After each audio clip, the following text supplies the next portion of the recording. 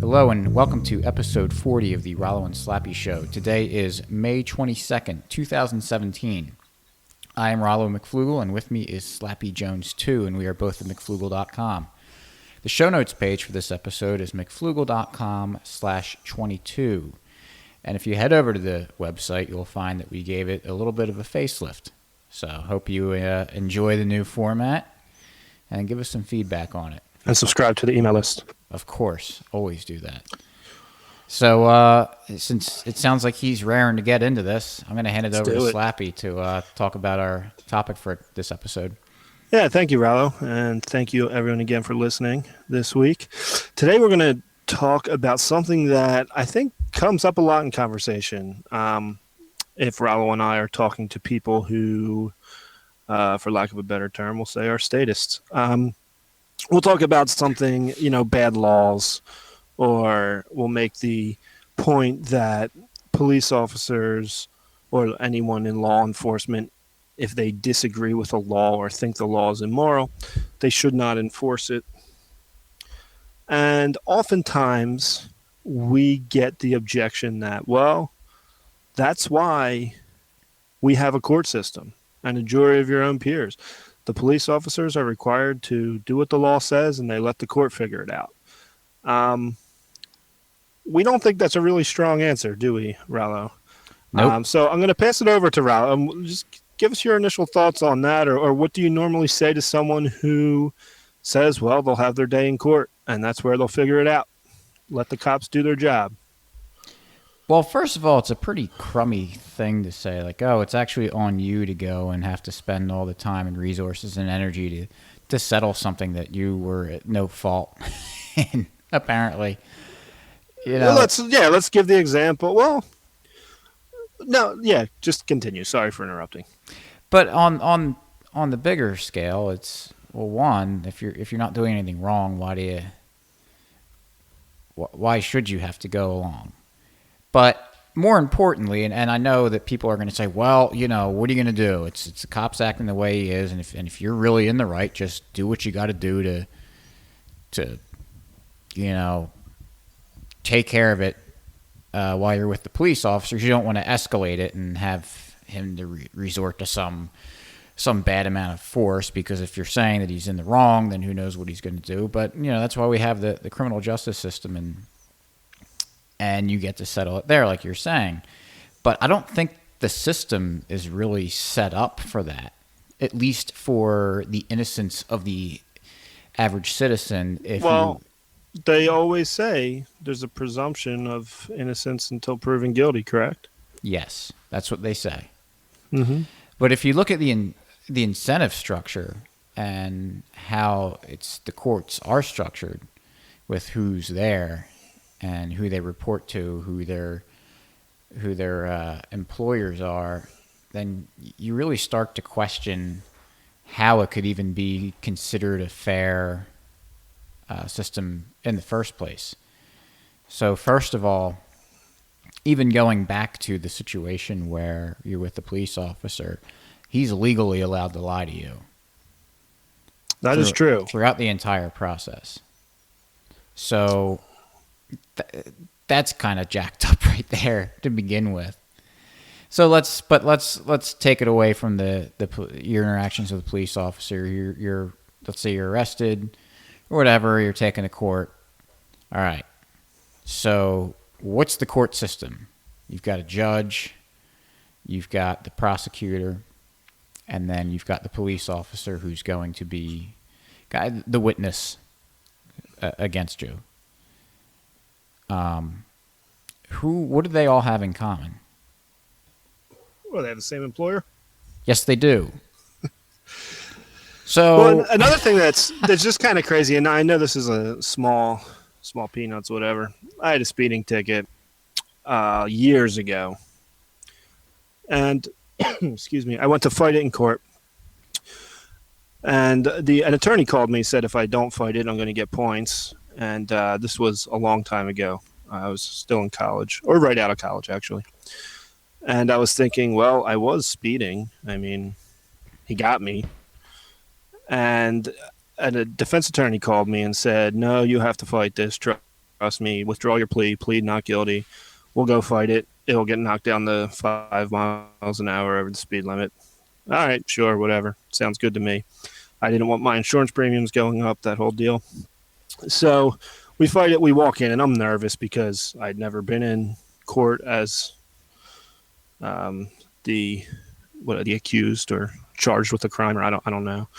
I'd never had to defend myself in court, put it that way, and so I was nervous. But I walk in, I see the attorney I hired, and he shakes hands with the cop. "How you doing? Been here before." They all know each other. Talked to the judge, came back, said I got it down to 5 over the speed limit, which is nice, I guess. But it shows you that they all know each other. They're all working together every day. I was guilty as sin. He got me. I admitted to it. And I mean, guilty of violating the rules for sure. And if I'm so dangerous and such a criminal, they knocked it down to 5 for no reason. So I guess that kind of would be an argument against what you're saying, because they let me off really easily because they all know each other. So how about that? Well, that's kind of not a good system either, because It's terrible. Well, it worked out for me, but I agree. I mean, well, if not they're telling really. you, Did it? Because you ended up paying a lawyer for. I did, but seems- yeah, but the difference is I get points on my license. My insurance goes way up. So yeah, I did have to take time off of work, and it's true. I mean, I took time off of work. I had to go down there. I didn't even say or do anything. I sat there, and I didn't get points. So shouldn't I be happy? I mean, you're better off. I mean, yeah, you're better off that you didn't get points, but it seems like it's a system where they're subsidizing the lawyer. But do you think it seems a little arbitrary? I didn't hurt anyone. I didn't do I know. anything. I wasn't dangerous to anybody. Well, Still had to go down there and do all that stuff. I got a speeding ticket, and I didn't hire a lawyer, and I talked to the cop before I went in, and he dropped it there for me. So Nice. So I only I'm a lost a sucker. day of work and this smaller fine that I had to pay. Well, not me. Yeah. Not my 20-year-old self or 22-year-old self, whatever I was. But if you look at what's going on, so what do the police officers care about? They care about getting people, and if a crime just- happens, let's say a crime happens, Just doing their job, right? right? They got to enforce the law. So whatever the law says, they enforce. Is that what you're getting at? Not right. I mean, let's say a violent crime actually happens, Okay. and they arrest someone. Do they? I mean, how much do they care that they got the right person? I don't know. I would assume they care. Right. Well, they care in a little bit, as in, Put it this way. Well, yeah. I mean, they care because they probably take some pride in their work and want to be a good cop. Would you agree with that or no? yes. Now, where they don't care is that what is the penalty for them getting the wrong guy? I mean, severe, isn't it? They probably lose their job, right? I mean, they get charged with kidnapping, correct? Yeah. So there's it's almost like a rather be safe than sorry attitude. right. So okay, so they get you in, and you're on trial, and the district attorney is prosecuting against you, and what does he care about? Every time a district attorney, I don't think most of them want to stay in that job forever. So a lot of them are trying to move up. Have political aspirations? Yes, they're running for office or something. And if you've ever heard an advertisement for a campaign for someone who is currently a district attorney or was No. a district attorney trying to move up, what do you always hear them talking about? Yeah, better question would be, if you haven't heard one, what are you doing? How are you avoiding these commercials? I know. Yeah. No, but they always talk about it. We arrested 900,000 drug users or whatever. Got, Keeping drugs off the street, keeping our children safe. this many convictions and More life sentences than any other DA. right, and 90% conviction Conviction rate. rate, yeah. That's excellent, getting criminals off the street. But how many of them actually committed the crime? I mean, for them, they don't care as much. I mean, I'm sure They don't care at all. Their goal. It's a game to attorneys, and you can talk to attorneys, and a lot of them will tell you this. The DA. It's a game. No matter who's up there, they're not trying to get the truth. They're trying to put the guy in jail. Exactly. And so you've got, the judge who they all know, and he's, again, what happens to him if he puts the wrong person behind bars? Depending on what district you're in, if you're running for election, you get to hear about it. Right. So that brings us up to kind of a little bit of a greater point, is that every once in a while you hear these cases where they go back and look at information and they realize, oh, wait, this guy isn't actually guilty. Happens all the time. Yes.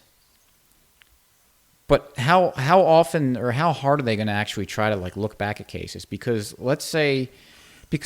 there are a lot of innocent people behind bars, and it's a very terrible thing. But every once in a while, it's okay for them to redo a case and bring someone who was sitting in a prison cell for a while outside and give his freedom back.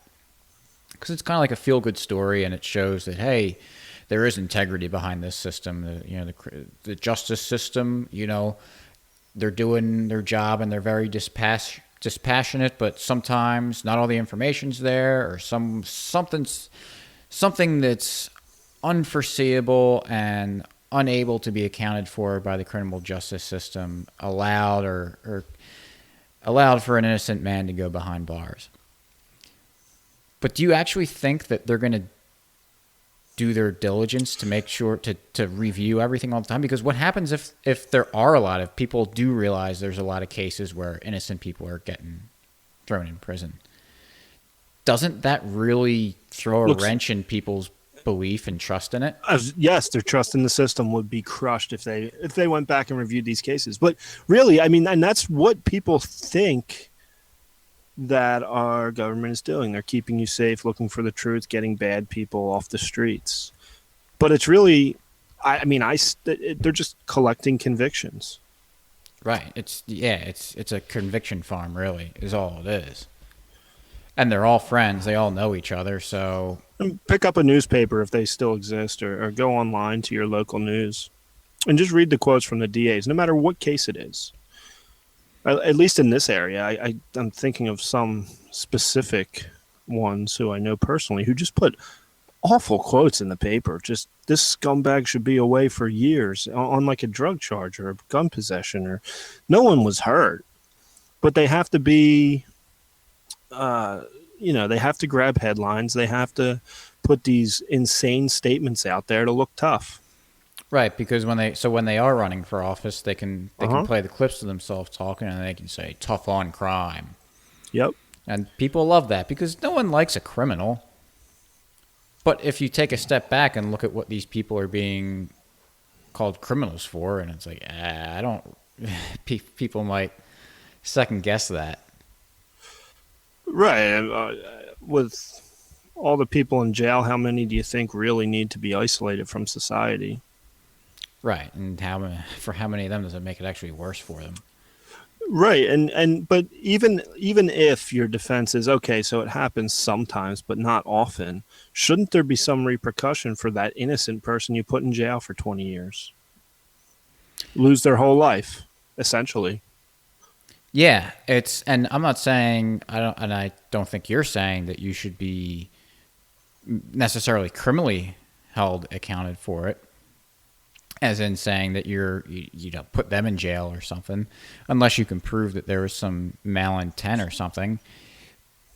But maybe if they're getting a lot of bad convictions, maybe they're not good at their job, and maybe they shouldn't do it. We should get them out. Right, but will that ever happen in a socialized justice system? Just like anything else. I mean, look at any other government institution or anything the government manages, and they mess it all up. What kind of accountability is there for that? Usually nothing. And so they're free to just make mistake after mistake after mistake with relative impunity. But in a market, if any market provided good or service, if they don't do a good job, they lose their business. It's just, if you went to your corner store to buy milk and the milk was always sour, they're not going to be selling milk for very long. So why is it more important where you get your milk from than it is whether or not you're going to sit in a prison cell for the rest of your life? Yeah, the market does such a great job in so many areas, and I think you agree that this issue of and these decisions to put people away in a cage for a long period of time is just too important not to be left up to the market. Exactly. And I know people like to think that, I mean, you go to a court and it's the really nice building and it's got the statue of the woman with the blindfold and the scale, and it's supposed to stir up emotion and all this good stuff. But it's really just a bunch of pomp and circumstance. You have a guy sitting in a robe a little higher than everyone else. Why is he wearing that robe? Why does he sit higher than everyone?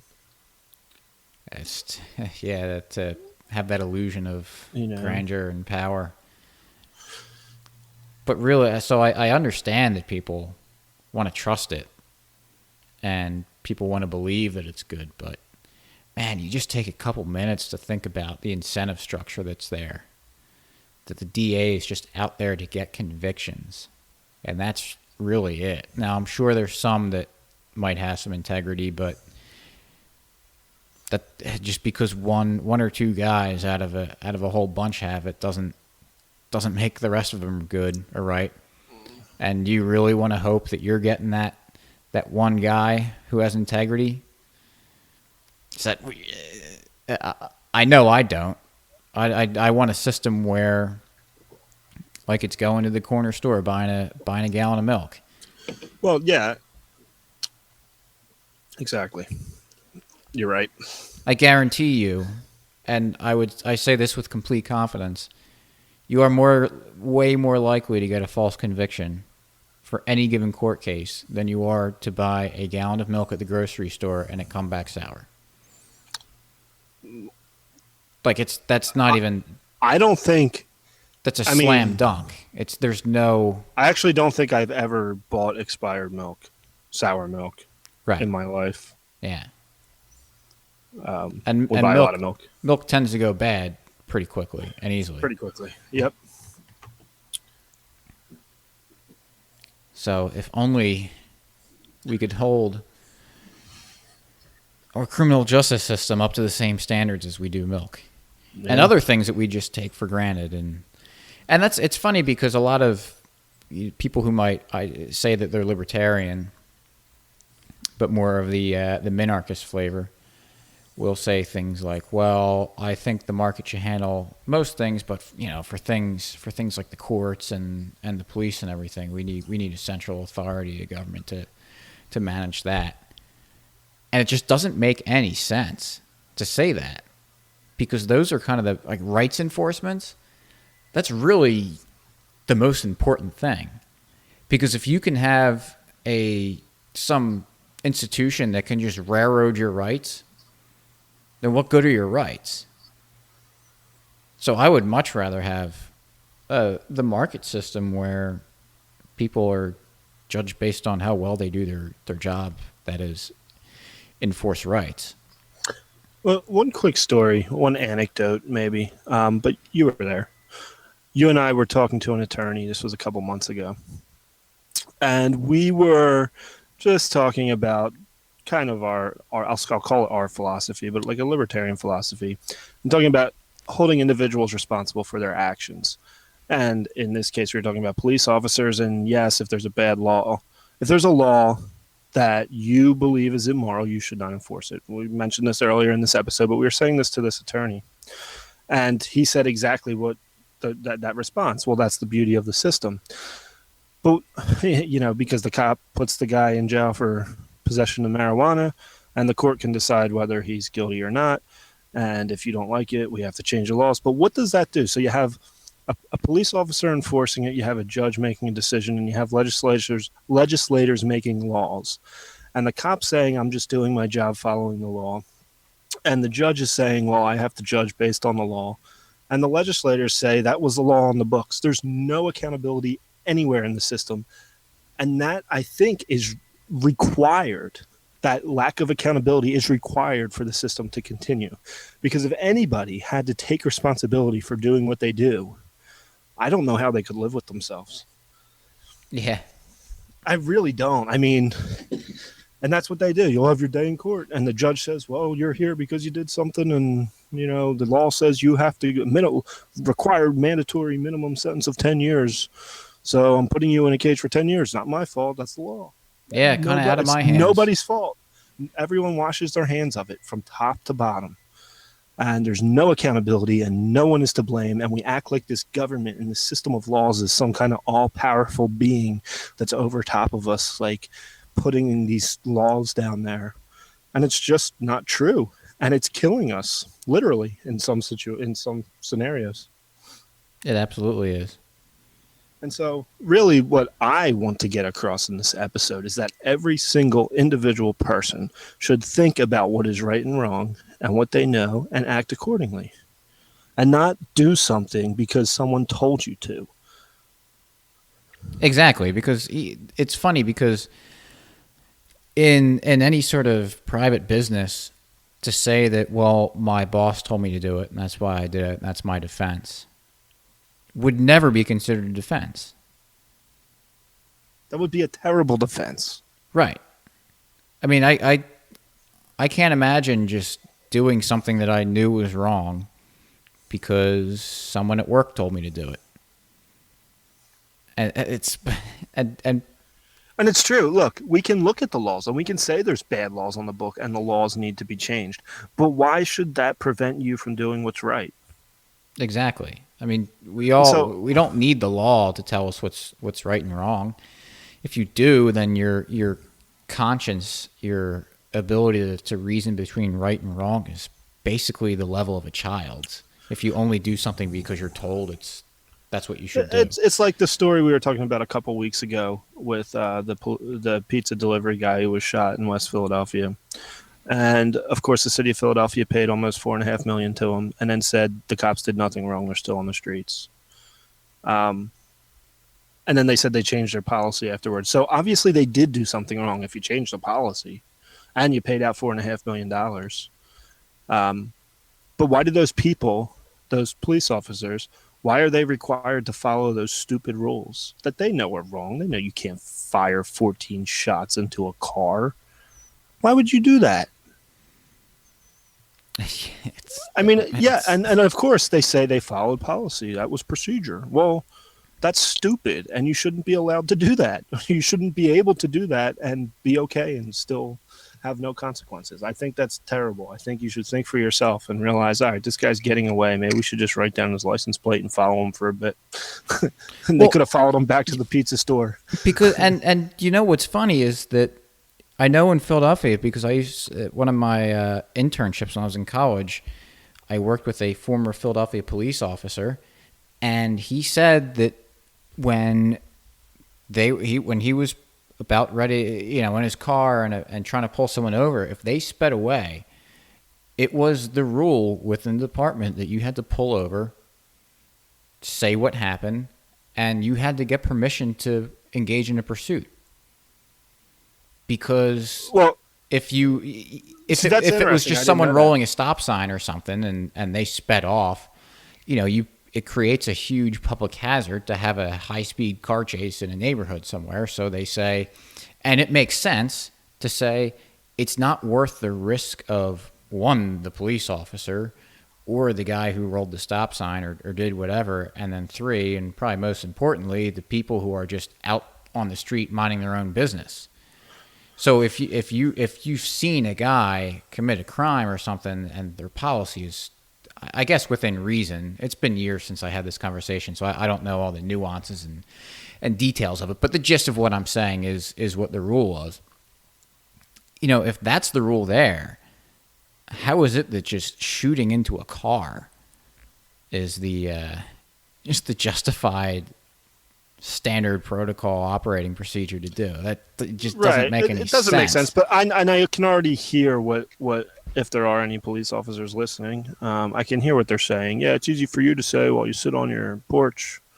Why don't you spend a day in my shoes? Well, I think this. I mean, go read the story. Any reasonable person would see there's no. I'm not saying every time a cop fires a weapon, it's wrong. Certainly, there could be times they're acting in self-defense, and of course, we could talk about those times and why they're there to begin with, whether it's drugs or whatever. And if we just ended the war on drugs, the cops wouldn't have to be put in these dangerous situations. We could do all that.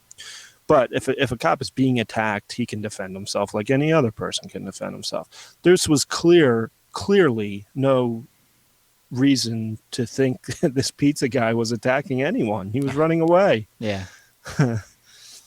But anyway, do you have a free market story this week? I don't, but I think you said you had one, didn't you? Yeah, I could have one. It's somewhat of a free market story. So we talk about what would happen with, or just really in general, how people act. Why we're so scared of the market. We're being most people. Obviously, Rallo and I are fascinated by the market. But just this weekend, my daughter was baptized. And so we're at Mass, and one of the altar boys passed out on the altar. And immediately, about 6 to 8 people ran up on the altar to help him. My sister being one of them, who's a nurse, my brother-in-law, who's a physician's assistant, and several others ran up, helped the kid, got him up. He thankfully he was okay. He had a race that morning. Maybe was dehydrated. But they took care of him. But the point is, I hear a lot of times from these status people who want government involved in everything, saying that, well, no one will help anyone. And I know, and that's really the point of these stories, is they're little anecdotes, and it doesn't mean that every situation this will happen. And I'm sure you can find examples of someone falling and no one helping. But I find that people help more often than not, without being forced, without being required. And those people there luckily didn't have to do any medical procedures on them. But had they done it, I can at least speak for 2 of them. I don't know about the others, but I'm pretty sure they wouldn't be hounding this guy every day, telling him that he has to pay them now that they did CPR on him to save his life. Like, people do things because people care about other people. And there's no reason to think that without the government telling you have to require services, you have to do these things and do it this way and do this test, that people would take care of each other. Absolutely. I mean, you just look at the way you treat each other as your neighbors. If a tree fell across the driveway of my neighbor's house, I'd go and get my tractor and drag the tree out of the way. It's pretty. Yeah, we talked about this in the winter, but every time it snows, it's like an anarchist society. The people can't even use the roads. So if you called the police, who knows if they'd even be able to come. Yet we all get along just fine. We all help each other. We all shovel. We all plow. We all have a conversation, maybe drink a beer when we're done shoveling. And we all get along just fine. Yes, and that's been in every neighborhood that I have lived in my life. Oh, yeah. It's people actually aren't terrible for the most part. Yeah, and if you think they are, go outside. Yeah, go outside and start talking to people. Yeah, you'll find out they're not as bad. Yeah, pretty much across the board. I'm sure you can find someone who's just a jerk all the time, but they're very rare. Yeah, they usually work for the government. Yeah, exactly. You can find them at the DMV. But anyway, that wraps up. Got anything to add? No, just again, the show notes page is mcflugel.com/40. You can find links to subscribe to us on iTunes and Stitcher, as well as subscribe to our email list. Like us on Facebook and follow us on Twitter. And thanks for listening. Yeah. Check out the new design. Yes. We'll catch you next week. Yeah, thanks for listening. We'll see you next time. Peace.